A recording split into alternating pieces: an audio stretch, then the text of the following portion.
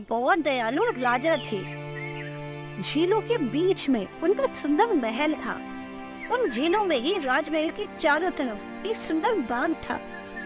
झील में दो सुंदर सुनहरे हंस रहते। हंस रोज महल आते और अपने एक सोने का पंख गिरा देते।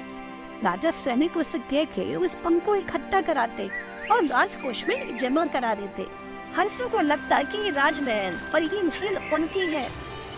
एक दिन कहीं से एक सुंदर बड़ी सी सुनहरी चिड़िया उड़ती हुई उस झील तक आई और झील के किनारे पेड़ की डाल पर बैठकर गाना गाने लगी। इतनी सुंदर झील, बाग बगीचों को देखकर चिड़िया बहुत खुश थी। लेकिन जब दोनों हंसों ने चिड़िया को देखा तो उन्हें बहुत बुरा लगा। दोनों हंसों ने एक साथ चिड़िया से पूछा, तुम कौन हो, यहाँ पर क्यों आई हो?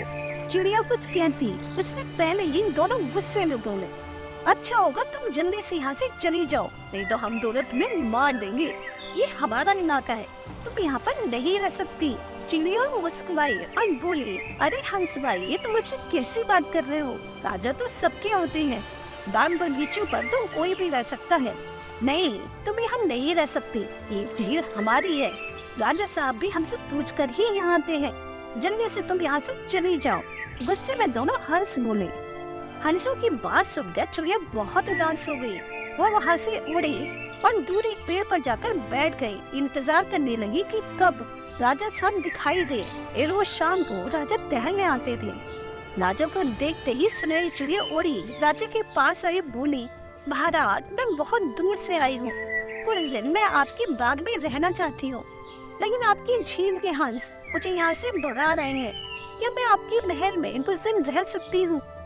सुनहरी चिड़िया की बात सुनते ही राजा पर बहुत गुस्सा आया। उन्होंने तुरंत सैनिकों को बुलाया और कहा, जाओ उन दोनों हंसों को मार दो। उनकी कैसे इतनी हिम्मत हुई कि मेरे महल में किसी चिड़िया को आने से रोके? राजा का आदेश पाते ही सैनिक तुरंत झील की तरफ गए।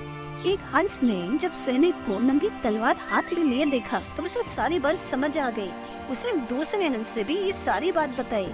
दूसरा हंस बोला, नहीं, सैनिक हमारे पंख लेने आए होंगे। लेकिन जब दोनों ने सैनिकों के हाथ में नंगी तलवार देखी तो दोनों डर गए। सैनिकों के पहुंचने से पहले ही दोनों हंस आकाश में उड़ गए। उधर राजा ने सोचा कि मैंने क्यों एक छोटी सी चिड़िया की बातों में आकर अपने हंसों को मारने का आदेश दे दिया।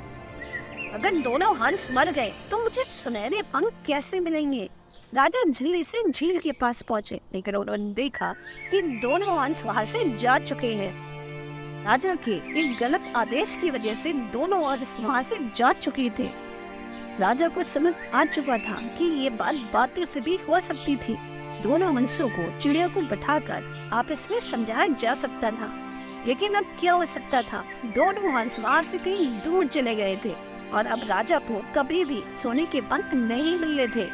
इस कहानी से हमें भी यही सीख मिलती है कि हमें कभी भी जल्दीबाजी में फैसला नहीं लेना चाहिए और जो बातचीत से हम सुलझा सकते हैं उसके लिए तलवार की आवश्यकता नहीं होती।